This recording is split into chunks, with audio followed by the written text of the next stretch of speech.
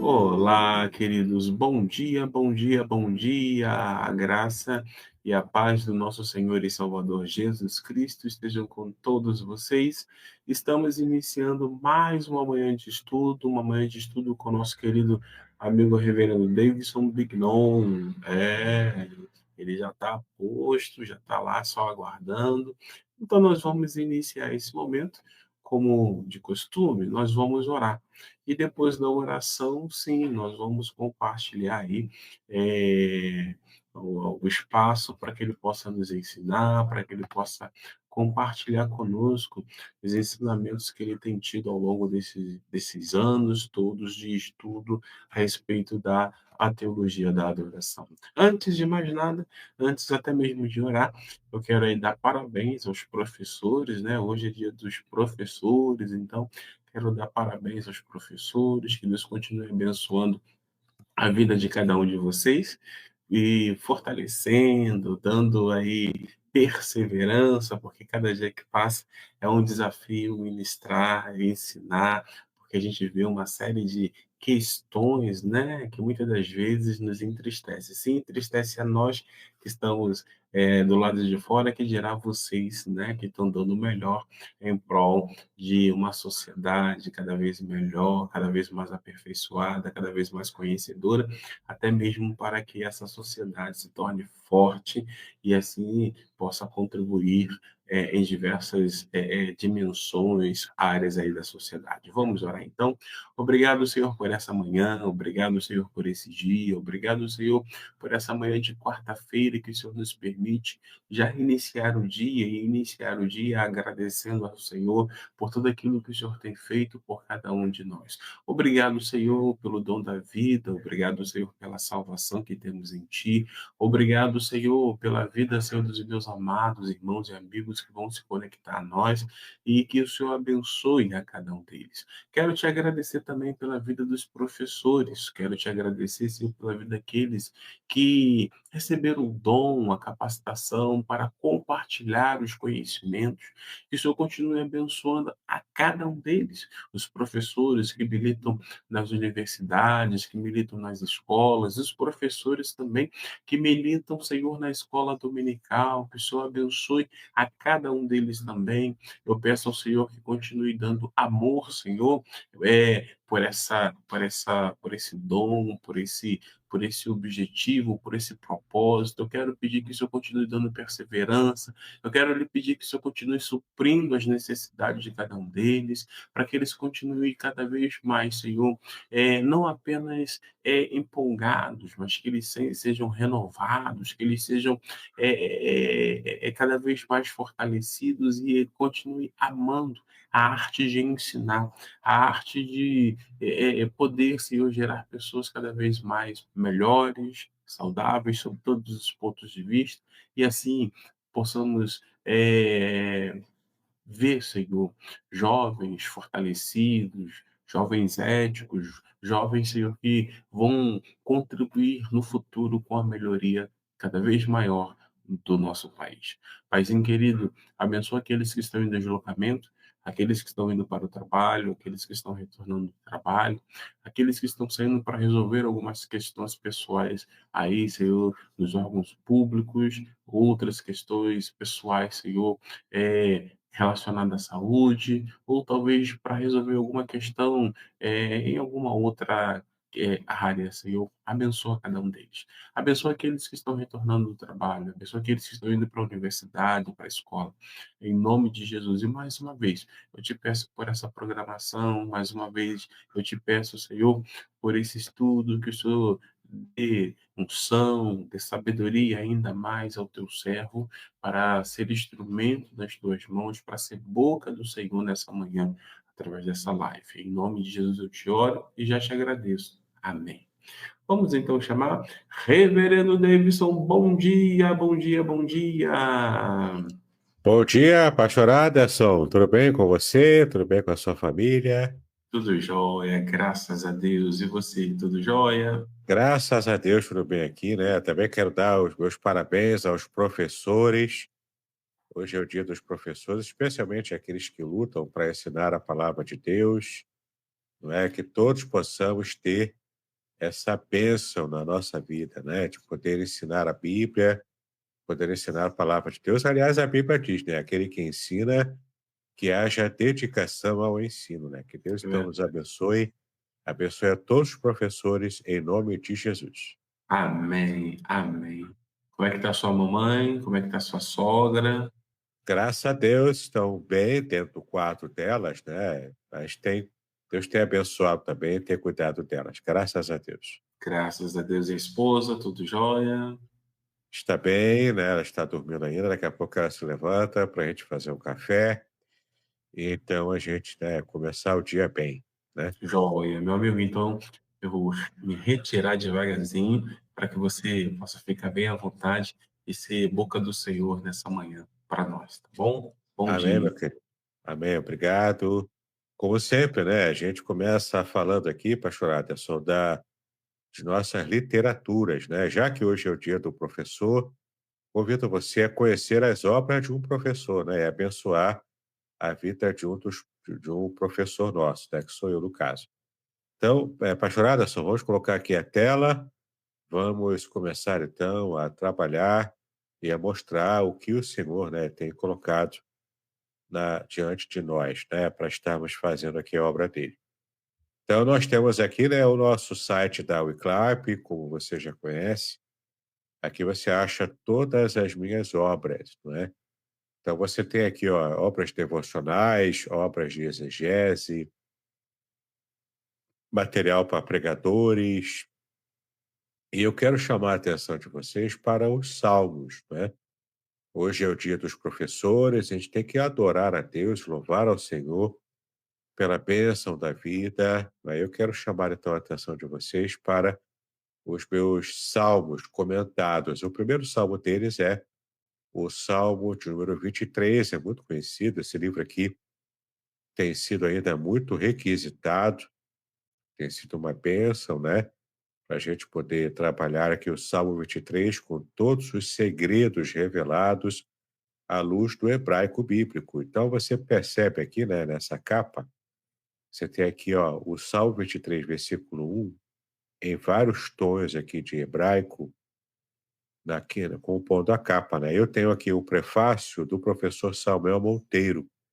Ele é professor de hebraico, criador do site Hebraico Pro, e tem sido uma parceria muito boa, muito longa, né, que eu tenho feito com ele ao longo de muitas lives e muitos estudos também. Então é um livro assim muito abençoador, tem tido muita procura ainda hoje, né, eu tenho ainda poucos exemplares aqui em casa, mas não se incomode com a quantidade, né, você pode, ó, adquirir aqui no site da Wiclap. Você clica aqui no Saiba Mais, depois do comprar, e você pode adquirir o meu livro. Aqui é a parte de trás da capa, né? São as revelações originais. Aqui, escrever este livro foi uma experiência fantástica, pois me permitiu debruçar no Salmo 23 na língua original, em que ele foi composto, né? Então, eu tive aqui trabalhando no Salmo 23, né, com todos os seus segredos e essa bênção toda aí, para que possamos conhecer o que Deus quis falar conosco no original, né? Não é mais uma tradução onde há a ingerência humana, né? Muitas vezes até não traduzido de modo fiel àquilo que Deus quis mostrar, mas quando você olha no original, você vê o que de fato Deus quis revelar a nós, né? Então são muitos segredos que são uma bênção para a sua vida espiritual. Então eu recomendo as revelações originais do Salmo 23. E se você quiser já ter uma palhinha lá no meu canal do YouTube, você tem esse livro inteiro aqui narrado por mim, inclusive com as palavras em hebraico sendo mencionadas, sendo faladas por mim, para que você possa ter certeza de como é a pronúncia no original hebraico, tá legal? Então, procura lá, Revelações Originais do Salmo 23, o audiobook no meu canal do YouTube, tá bom? Vai ser bênção para a sua vida. Também tenho, mostrando para você aqui, o meu comentário do Salmo 91, né, estamos nos dedicando hoje ao livro dos Salmos, então proteção divina no curso da vida é a o meu comentário do Salmo 91, ele é muito robusto, ele tem cerca de 400 páginas, né, então é uma bênção também esse livro. Aqui você vai entender, né, além daqui dos tons de hebraico aqui também, né, do Salmo 91, versículo 1 em hebraico, tudo à luz do hebraico bíblico, né, e você vai ver todos os segredos revelados, né, olha que benção, né. Então você vai conhecer aqui esse meu comentário do Salmo 91 para abençoar a sua vida. Sabe aquele salmo que muita gente deixava aberto na sala, né, com as páginas da Bíblia, ficando amareladas? Nesse texto aqui, né, que diz: "Aquele que habita no esconderijo do Altíssimo, à sombra do Onipotente descansará". O que significa tudo isso?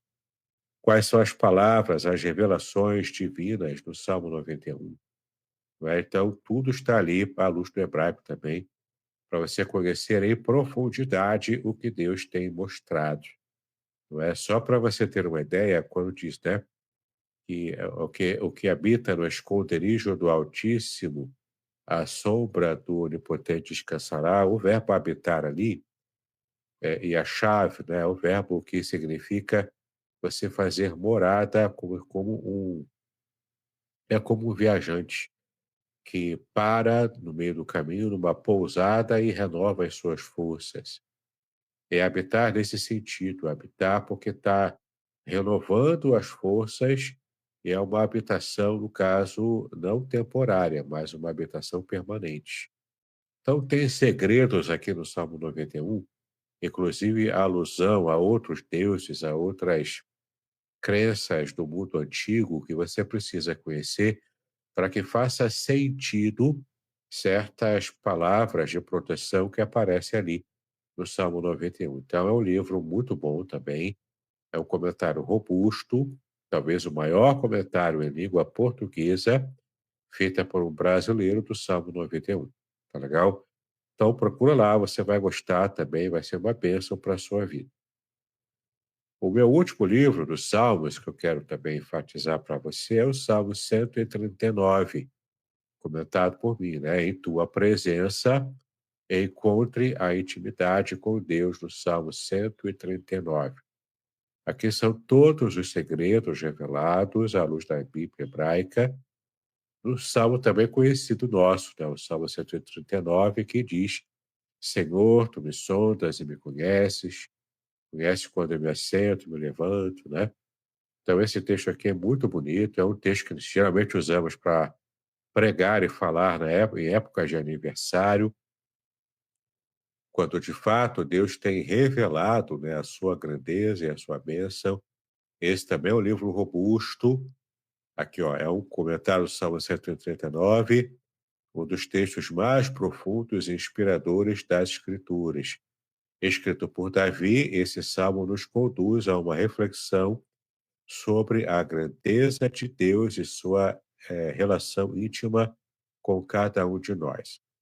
Diferente de um tratado teológico abstrato, este salmo se apresenta como uma oração cheia de emoção, onde o salmista reconhece a onisciência, a onipotência e a soberania divina, ao mesmo tempo em que expressa o seu desejo por uma vida reta diante de Deus. Então, sim, esse comentário aqui do Salmo 139 é um comentário muito abençoador também. Veja, né, aqui, ó, é um comentário com certa robustez, né? Ele vai abençoar a sua vida, porque nele também eu aproveitei aqui o material dos meus alunos de exegese do Antigo Testamento no seminário.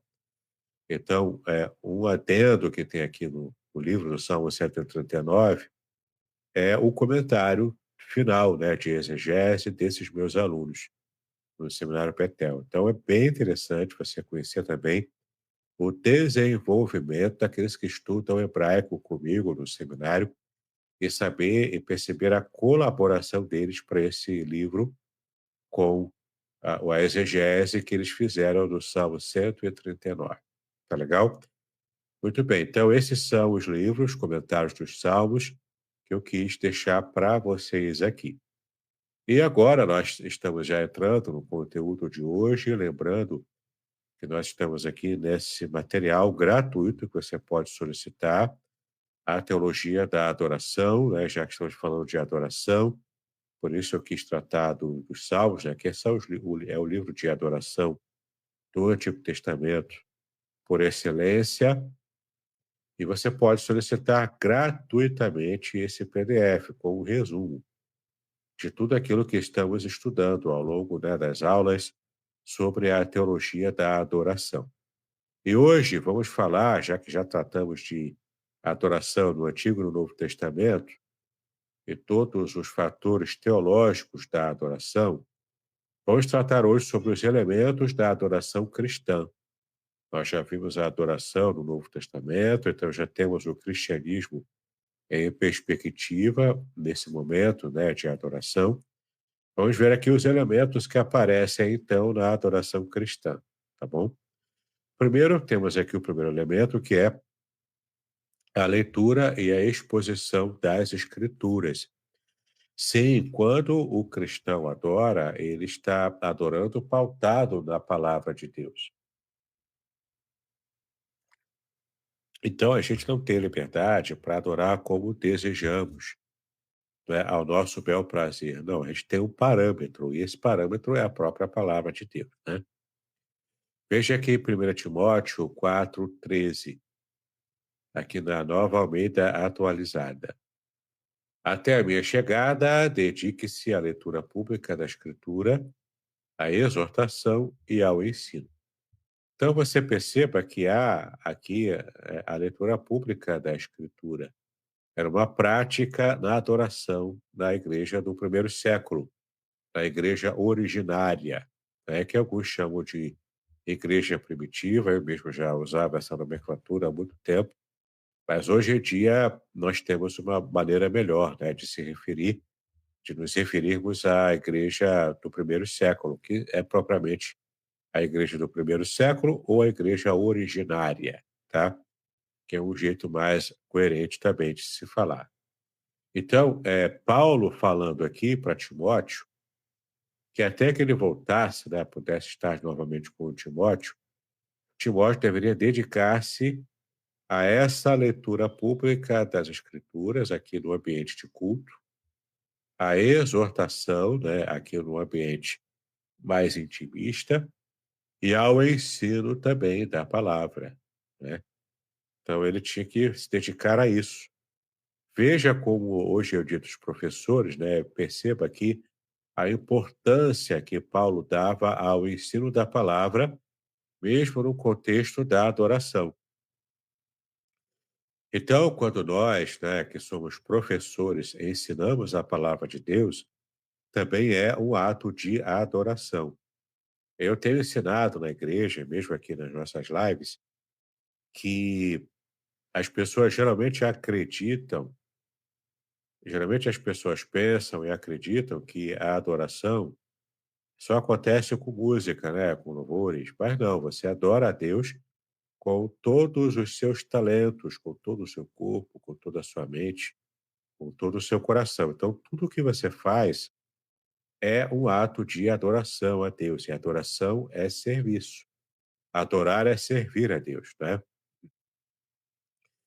Então, quando se faz leitura pública, quando se exorta, quando se faz o ensino da palavra, eu posso ampliar aqui também, né? Quando se louva a Deus no culto, a gente está adorando ao Senhor nesse culto público. E a gente está fazendo de tudo para glorificar a Deus. Então, você, professor, hoje que é o seu dia, né?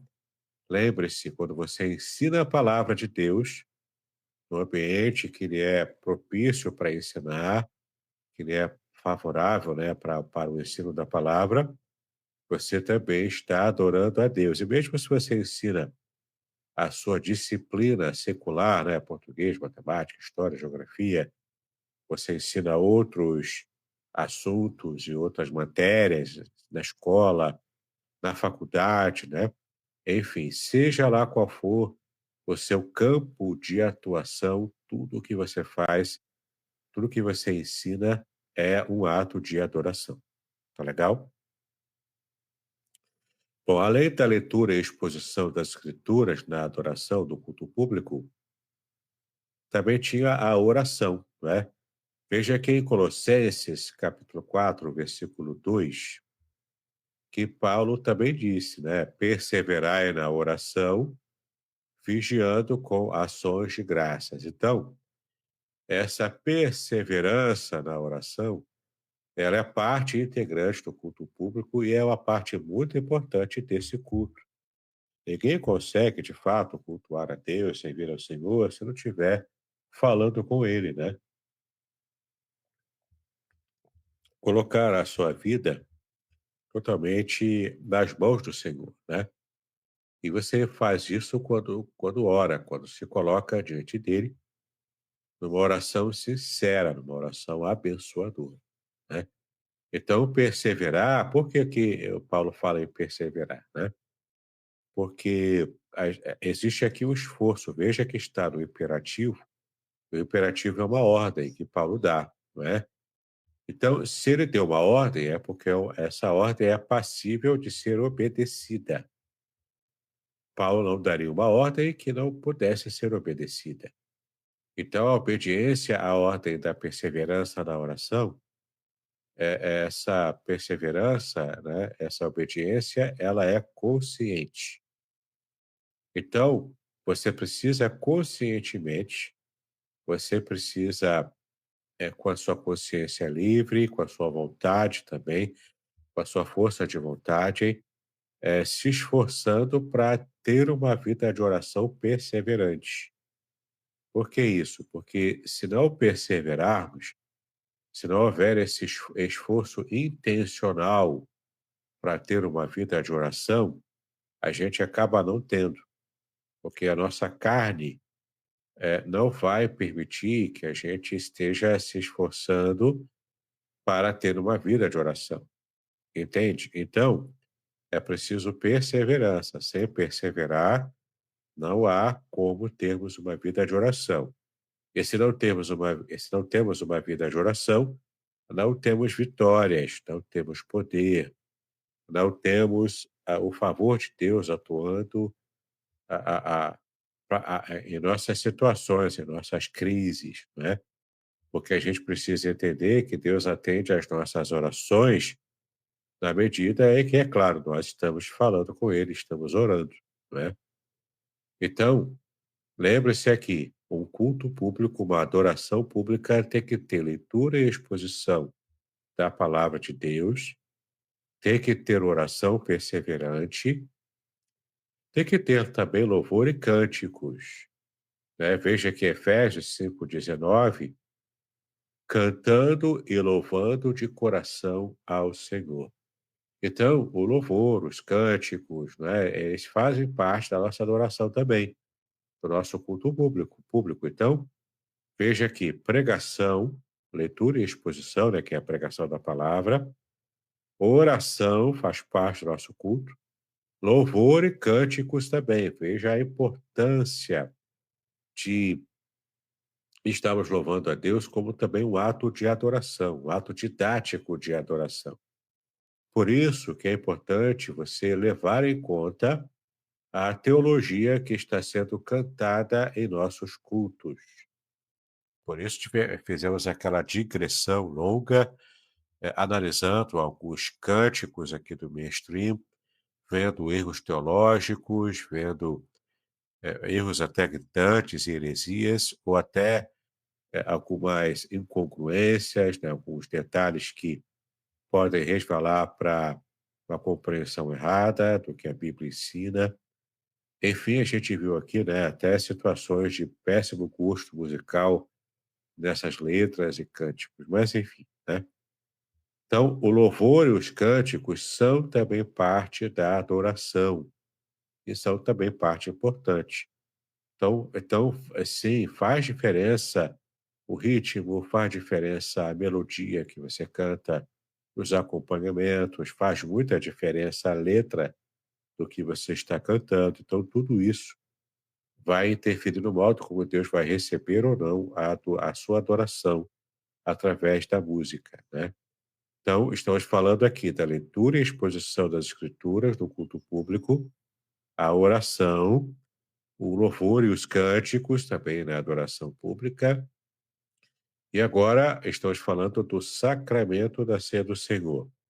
Claro que também pode incluir aqui batismo também, né, mas o batismo é mais sazonal.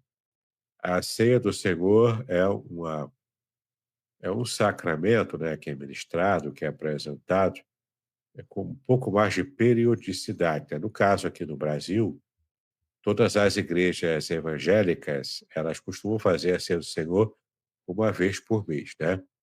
Lá na nossa igreja, a Igreja Congregacional de Niterói, é no primeiro domingo do mês. Na Igreja Aracruz, eu não sei se é no primeiro domingo também, depois o pastor Aderson nos dá essa informação. Mas o texto diz que a ceia do Senhor é também um momento sacro, sacro no sentido de santo, né, separado.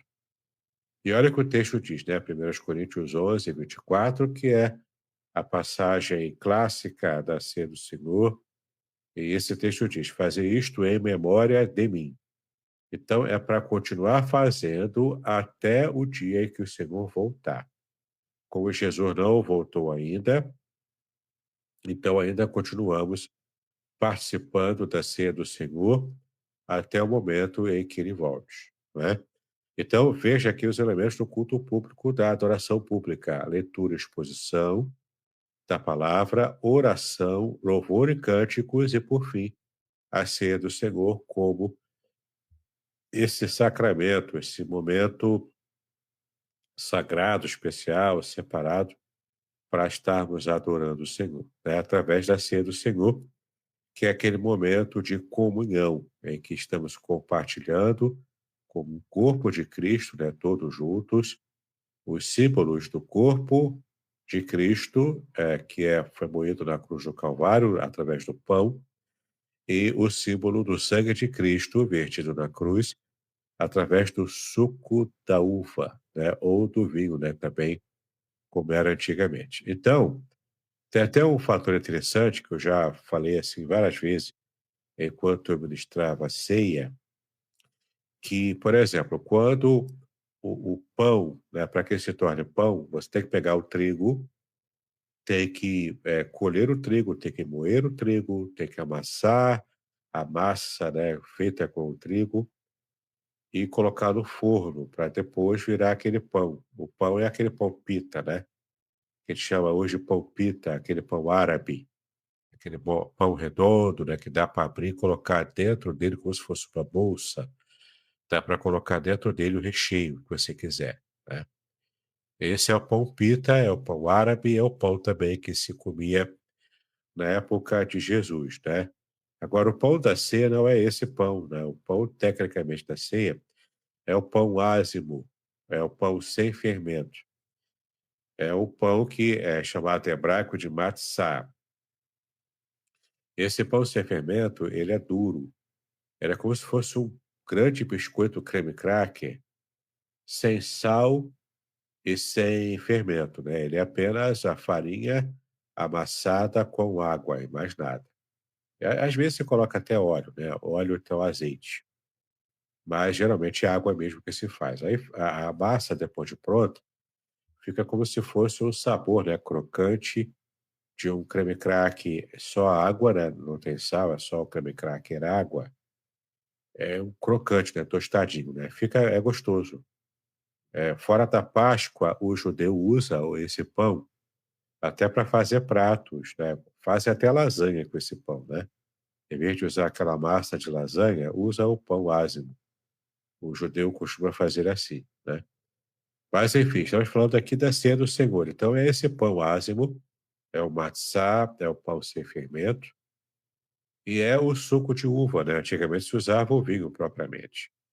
Hoje em dia, por questões práticas e até para não dar gatilho para alguém, né, que se converteu e tinha um passado envolvido com o alcoolismo, né? Então, para não dar gatilho naquele que tem um passado assim, a gente serve suco de uva e não vinho alcoólico.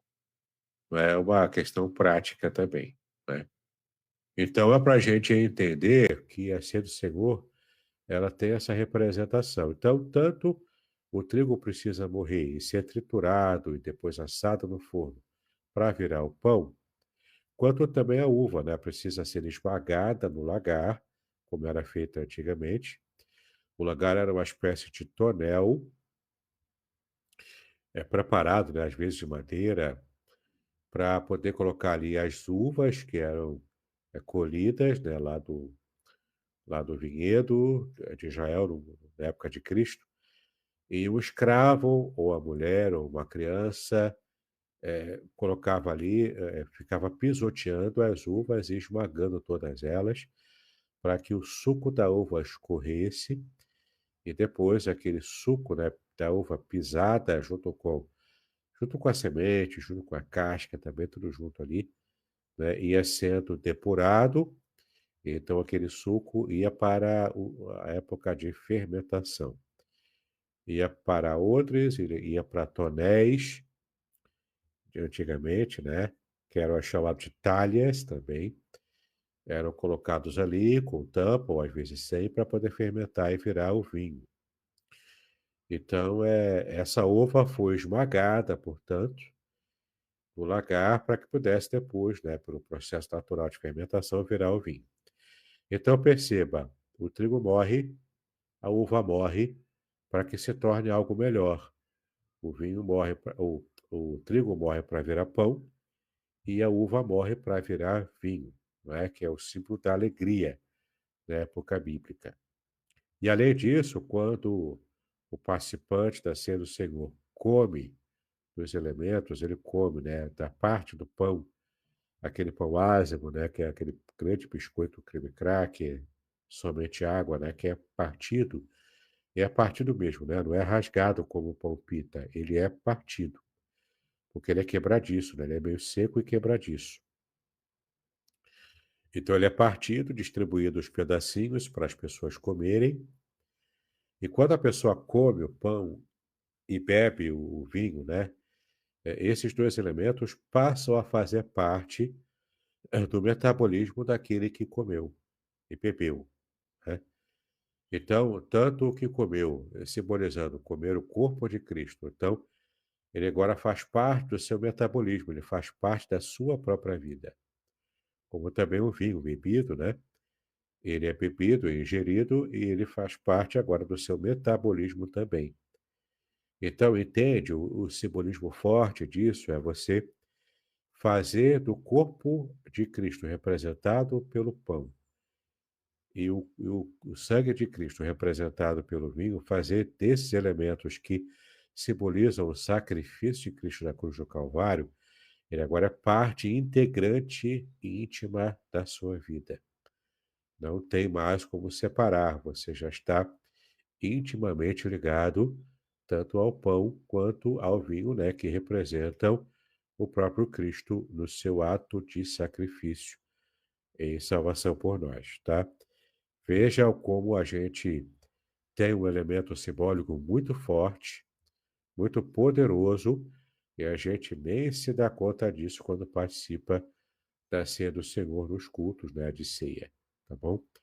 Eu acho que a partir de agora, você que assistiu essa aula e está pegando agora essa explicação, eu acho que você jamais vai participar da ceia do Senhor da mesma maneira, né? Porque agora você entende toda a riqueza do simbolismo da ceia do Senhor, tá legal? E claro, quando Cristo instituiu a ceia, era o contexto de Páscoa, a festa da Páscoa judaica. Então não tem nada a ver com chocolate, aqui não tem nada a ver com o coelhinho da Páscoa. O que tem a ver é o sacrifício do cordeiro, o que tem a ver é o pão ázimo e o vinho também usado na cerimônia da Páscoa judaica. Aí entra ervas amargas, entra água salgada, entra vários elementos. Depois da Idade Média entrou também o ovo cozido, enfim, né? Mas tem ali o cordeiro pascal, tem tudo ali conforme o rito desse jantar de Páscoa, chamado de Seder, né? Seder é o jantar ritual. Então você tem o Seder de Pessah, o jantar de Páscoa, que é uma forma de relembrar a saída do povo de Israel lá do Egito. E a partir do Novo Testamento, a Páscoa também agora está atrelada à morte de Cristo na cruz e à ressurreição do Senhor, né, vencendo a morte. Então, o cristianismo, devido à última ceia de Cristo, que era o ceder de Pêssar, ele estava então ali agora transformando esses elementos clássicos da Páscoa judaica, trazendo para ele próprio, né, e trazendo isso como referência agora do seu sacrifício e ressurreição. Tá legal? O que é uma bênção para a gente. Muito bem, então vamos continuar caminhando aqui. Ainda dá tempo de falar alguma coisa sobre o tópico 5 do nosso material aqui, que é a teologia bíblica da adoração propriamente dita. Vamos ver aqui alguns aspectos, então, da adoração conforme a Bíblia, de modo mais sistemático, vai nos ensinar, tá? Então, o primeiro subtópico aqui é que a adoração ela é feita como resposta à revelação divina. Então, Deus se revela a nós, porque Ele quis se revelar a nós, desejando ter um relacionamento conosco. A nossa resposta à revelação do próprio Deus a nós é a nossa adoração. Então, a adoração não é uma iniciativa humana, mas é uma resposta à autocomunicação de Deus. Veja que está aqui em Apocalipse 15, versículo 4, né? Quem não te temerá, Senhor, e não glorificará o teu nome, pois só tu és santo. Então, perceba aqui que o ato de adoração do salmista, no caso aqui do Apocalipse, né? O ato de adoração colocado aqui por João, não é uma pergunta que se faz, né? Quem não te temerá, Senhor? Ou seja, quem não glorificará o teu nome? A resposta é muito clara. Todos devem glorificar e adorar, temer o Senhor, porque somente Ele é santo, né? A revelação da santidade de Deus leva o ser humano a, de fato, responder a essa revelação através de atos de adoração, entendeu? Então, não há uma maneira mais adequada de você responder ao ato revelativo de quem Deus através do que não seja através da sua adoração. E Jesus mesmo disse, né? Que nós temos que adorar a Deus em espírito e em verdade. Então, está mais atrelado ao lugar, ou até mesmo ao ritual, mas está atrelado à intenção do coração. Essa é a adoração que Deus recebe, que Deus gosta de receber e gosta de atuar, né, nesse ambiente de adoração sincera, adoração direta a Ele, né, adoração através de Cristo, já que Cristo conquistou para nós essa possibilidade, né, esse privilégio de estarmos adorando a Deus, né, através do seu sacrifício na cruz do Calvário. Então, a adoração, ela é sempre uma resposta adequada à revelação de Deus, de sua santidade, dos seus atributos, de quem Deus é e como ele se revela a nós. Além disso, a adoração também deve ser encarada como um estilo de vida. Então, você não está adorando a Deus só quando vai lá para a igreja para adorar, né? Para cantar, para fechar os olhos, levantar a mão e você adorar a Deus da maneira que você se sente mais à vontade. Mas a adoração, a gente já viu, é um estilo de vida, porque tudo que a gente faz é um ato de adoração a Deus. Todos os nossos atos, se servimos bem a família, se estudamos bem, se trabalhamos bem, nosso emprego, tudo nós fazemos para a glória de Deus. Então, é um ato de adoração. Veja o que diz aqui em Romanos 12, versículo 1, que é um texto que nós conhecemos bem, onde Paulo diz, né? Rogo, pois, irmãos, que apresenteis o vosso corpo como sacrifício vivo, santo e agradável a Deus, que é o vosso culto racional. Então, temos aqui o corpo que deve ser apresentado a Deus, como sacrifício, mas não é o sacrifício morto como era no Antigo Testamento. O sacrifício agora ele é vivo, tá? Nós oferecemos a Deus o nosso próprio corpo, a nossa própria vida, como um sacrifício que é vivo, ou seja, uma consagração completa e total enquanto ainda estamos vivos. E esse sacrifício, além de vivo, ele é santo, é separado, né? Como Deus é santo também. Então apresentamos a Deus um sacrifício que é separado, que é santo também, e é agradável a Ele. Quando apresentamos a Deus esse sacrifício vivo e santo, isso se torna agradável ao coração de Deus. E tudo isso aqui é o nosso culto racional, porque é um culto intencional. É um culto onde também usamos a razão, além das emoções, além, né, de toda a nossa vida. É um culto totalmente entregue enquanto estamos vivos ainda e apresentamos a Ele. É o culto santo, né? O culto que envolve a busca e o esforço intencional pela santidade pessoal. Então, a nossa adoração, ela deve funcionar como o nosso estilo de vida. Não é só quando eu estou na igreja, mesmo quando eu estou fora da igreja. No meu dia a dia, o modo como eu trato a minha esposa, se eu tivesse filhos, né, o modo como eu trato os meus filhos, os meus pais, os meus avós, se eu tivesse os meus avós vivos ainda, enfim, né, o modo como tratamos uns aos outros, os irmãos da igreja, lá no trabalho, na escola, na faculdade, nos meus relacionamentos, até quando eu não gosto de jogar futebol, mas até quando o cristão joga futebol, ele não vai dar canelada no outro, ele não vai dar aquelas entradas violentas, né? Ele não vai fazer nada de mal, não vai xingar palavrão, não vai fazer nada disso, porque o cristão, até quando joga futebol, quando assiste série na televisão ou filme, né?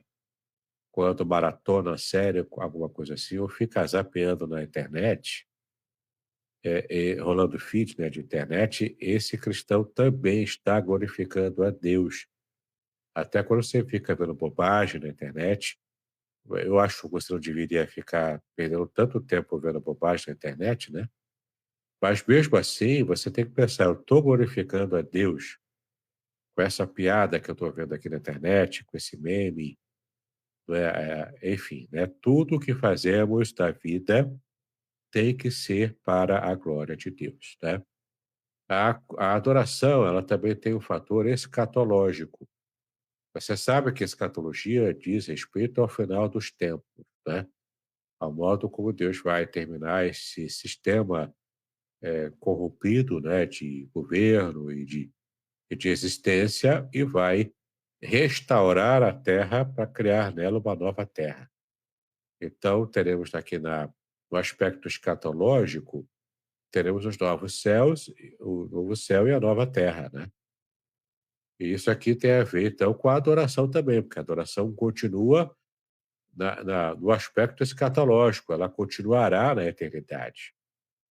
Então, nós vamos ter a eternidade inteira para continuar adorando a Deus, com músicas ou servindo a Deus, sabe-se lá com o que Deus vai querer ser servido por toda a eternidade, né? E a nova terra ela vai ser restaurada por quê? Porque é o Éden, que era o propósito inicial de Deus, que a terra inteira fosse como o jardim do Éden. E o ser humano cuidando desse jardim, lavrando esse jardim, é um jardim perfeito, sem problemas, né? Uma terra inteira perfeita. E o pecado trouxe problemas e trouxe corrupção, né, para o gênero humano e para toda a criação, para toda a terra. Mas a boa notícia é que nós poderemos adorar a Deus ainda por toda a eternidade, porque mesmo a terra ela será restaurada à sua condição antes do pecado, tá? Esse é um conceito bíblico muito importante que a gente precisa também levar em conta. Paulo mesmo disse que até mesmo a natureza, até mesmo a terra, né, está gemendo, aguardando a redenção do ser humano e da própria natureza em si, né? Então, a adoração, ela será plena na eternidade. Então, sim, você pode cantar hoje, né, como eu canto, igual a taquara rachada, não é? Fora de ritmo, fora de tom. Tem gente que, em vez de fazer o contracanto no coral, né, na igreja, ele faz o contra o canto, não é? E fica lá lutando contra a música, não é? Infelizmente, são esses que querem, né, participar do Ministério do Louvor. Veja que coisa. Mas a verdade é que, mesmo que eu cante mal hoje, então eu não vou fazer solo na igreja, não vou ministrar louvor na igreja, mas eu vou ter uma adoração perfeita, completamente perfeita na eternidade. A minha adoração a Deus, então, envolvendo música ou qualquer serviço que eu faça a Deus na eternidade, isso para a gente é um mistério, né? A gente não sabe como Deus vai querer ser adorado por nós na eternidade, mas o fato é que Apocalipse revela que a adoração também acontece com músicas, inclusive, no reino celestial, né, na própria escatologia do Apocalipse.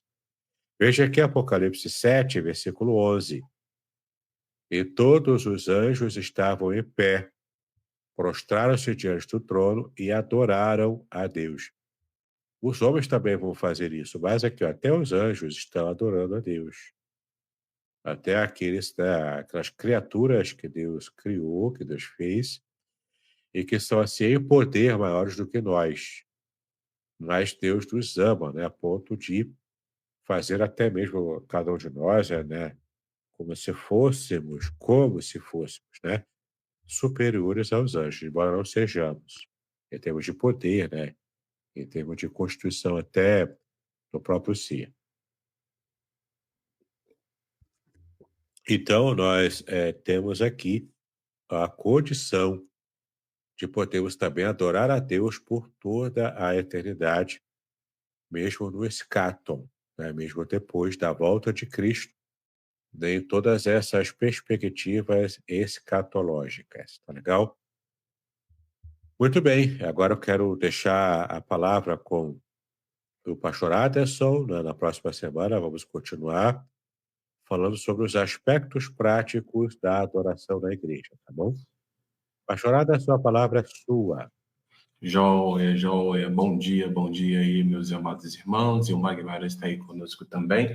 A pergunta que o reverendo Davidson fez lá no início, a respeito da Santa Ceia, ou da Ceia do Senhor, melhor dizendo, sim, nós realizamos aqui também no primeiro domingo de cada mês. Então, no primeiro domingo, nós realizamos a Santa Ceia, e como o reverendo Davidson muito bem colocou, né? E ele está sempre frisando isso aí conosco, é simplesmente o fato de que a adoração não se restringe a apenas um ambiente, apenas uma data, apenas um horário, um período, né, de 2, 1 hora e meia, seja lá como for, mas a adoração ela deve ser plena na perspectiva de tudo. A minha vida deve adorar a Deus. Os meus relacionamentos precisam adorar a Deus. As minhas tomadas de decisões também precisam adorar a Deus, né? As minhas conversas, as minhas brincadeiras, os meus momentos que nós chamamos de momentos em que nós vamos oxigenar o cérebro, vamos passear, momentos prazerosos, também precisam adorar a Deus. É isso mesmo, reverendo Davidson. Isso aí, cada ato nosso, envolvendo música ou não, né, tudo, né, tem que ser um ato de adoração. Então, por exemplo, se tem alguma coisa que acontece que foge do meu controle no dia a dia, eu começo a praguejar, eu começo a falar praguejos, né, eu começo a reclamar, a murmurar, enfim, isso não é um ato de adoração a Deus. Então, eu estou maculando a minha adoração a Deus naquele dia, porque eu tive murmuração, porque eu tive, né, reclamação de alguma coisa. Então, veja como isso é sério, né? Eu estou preparando uma série de estudos, já estou colocando no meu canal agora, no YouTube, sobre a Lashon Hará e a Lashon Hatov. São duas expressões em hebraico. Lashon Hará significa língua má, Lashon em hebraico é língua, e hará é má, né, tem a ver com a maldade. E a Lashon Hatov é a língua boa, que Hatov significa bom, né, boa. Então, Lashon Hará é a língua má, é a língua amaldiçoadora, é a língua que é corrosiva, não é, que produz destruição. Enquanto que a língua boa é a língua que abençoa, é a língua que elogia, é a língua que ergue pessoas, ergue vidas, né? A língua má tem a ver com a murmuração, tem a ver com reclamação, tem a ver com a maledicência de alguém, fofoca, tem a ver com o cancelamento de hater de internet, né? Tem a ver com tudo isso. E a Lashon Hatov, a língua boa, tem a ver com eu estar louvando, bendizendo, eu estar elogiando alguém, né? E isso ajuda, né, inclusive a vida da pessoa a ter, né, um pouco mais de sabor e um pouco mais de vivência também, né, ao longo do dia. Então é importante, né, você também levar em conta que até o que você fala, até o que você faz no seu dia a dia, deve ser encarado como um ato de adoração. Então, não macule, não traga corrupção para o seu ato diário de adoração a Deus, seja lá como você estiver adorando a Deus, lavando uma louça, trabalhando, capenando o quintal, varrendo a casa, enfim, né? Estudando, trabalhando, carregando peso lá, tudo é um ato de adoração ao Senhor. Interessante, né? Porque isso aí nos leva a refletir a respeito do nosso estilo de vida, né? Porque muitas das vezes nós, é, ingenuamente, pensamos que adoramos a Deus só quando estamos cantando. Estamos adorando a Deus, ou só estamos adorando a Deus apenas quando estamos junto com os nossos irmãos na igreja. Estamos adorando a Deus, mas perpassa esses momentos, porque a adoração é, como o reverendo Davidson falou, ela deve ser plena e ao mesmo tempo integral, ou seja, a todo momento. Eu acordo, o abrir os olhos já é um ato de adoração a Deus. E o que eu fizer Exato. a partir deste momento também deve ser um ato de adoração. Até tem uma música interessante que o falecido cantor gospel, né? É o Nelson Ned, não sei se você lembra dele, ele era cantor do mundo, né? Cantor de música popular, e depois ele se converteu, aí só passou a cantar louvores. Tem uma música que ele canta, que eu lembro bem, que a letra é assim, né? O meu primeiro pensamento ao despertar é para ti, Senhor Jesus, e a oração que eu fizer ao me deitar é para ti, Senhor Jesus, né? Eu acho interessante porque engloba tudo desde o começo, como você falou, abrir o olho para despertar, já estou pensando, já estou falando com Deus, já estou pensando no Senhor, né? E durante o dia todo e até a noite, quando eu vou deitar também, a minha oração final do dia é para adorar o Senhor, né? Bacana, é isso aí. E aí a gente tem a oportunidade de aprofundar ainda mais o nosso conhecimento, o nosso entendimento sobre a adoração. E eu já quero já, meu, isso dentro lá da programação que ele fez aí de estudos para conosco, ele também implementar esse estudo que ele está subindo lá na página dele aqui conosco, né? Sobre a O Lashon Hara e Lashon Hakov, exato, acho que também vai tudo ser algo bem. importante. Eu tenho bastante material já que eu estou pegando aqui. Eu posso preparar, sim, uma série de aulas sobre o poder da língua, né? Olha, Aquela língua de cobra, entendeu? Aquela língua sinuosa, assim, ó. O é, poder para o mal e o poder para o bem, não é? poder mal, poder É, para o... E vamos aí tratar disso. é até interessante, porque de alguma maneira deve implicar naquele outro texto que fala pode uma mesma fonte jorrar água boa, Sim, sim. ah, né? Então, de alguma maneira, e vai ser 10. E eu Esse já texto está dentro do escopo da língua, né? Da teologia da língua. Não tem nada a ver com língua estranha, não tem nada a ver com, né, com outra, ou com a bênção espiritual, né? Criar realidades espirituais. Não, nada a ver com isso. Isso é esoterismo, gospel. O que a gente vai falar é o poder real da língua, né? De edificar vidas, de também jogar a vida no lixo. Uhum. Pessoas tiram a própria vida por causa de haters de internet, né? Tem vários casos de pessoas que tiraram a própria vida porque foram canceladas na internet, muitas palavras de ódio. Então, tudo isso faz parte, né, da nosso estudo sobre o poder da língua. Então, está anotado aqui, eu vou trabalhar esse material para as nossas próximas lives. Tá joia. Reverendo Davis, eu quero te agradecer mais uma vez por estar aí sempre disponível às quartas-feiras para nos abençoar, palavras que vêm diretamente do próprio Deus, que nos permite, né, compreender um pouco mais, aprofundar um pouco mais o nosso entendimento a respeito das Escrituras Sagradas, dentro desse tópico específico, que é a teologia da adoração. Entender que a adoração é muito mais do que ir à igreja e cantar louvores, né? A adoração perpassa essas questões que, de certa forma, poderiam estar até rotuladas por nós, e agora não, nós já temos um conhecimento bem mais amplo e profundo.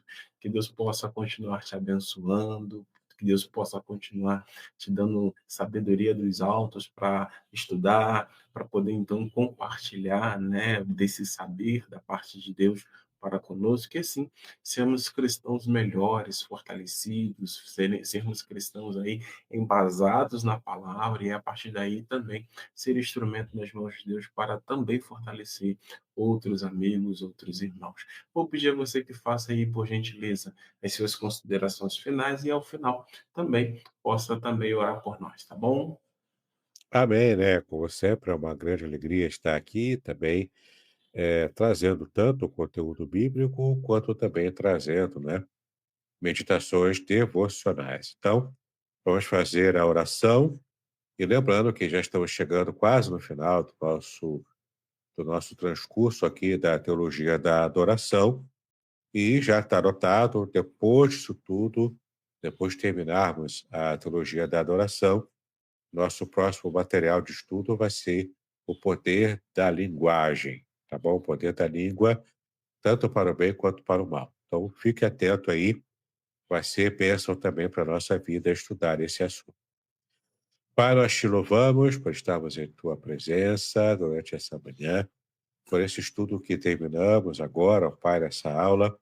Que o Senhor nos abençoe, que o Senhor nos dê sempre a dimensão da teologia da adoração, e o quanto essa percepção traz impacto para o nosso dia a dia, para a nossa vida comum, ó Pai, em família, no trabalho, no dia a dia.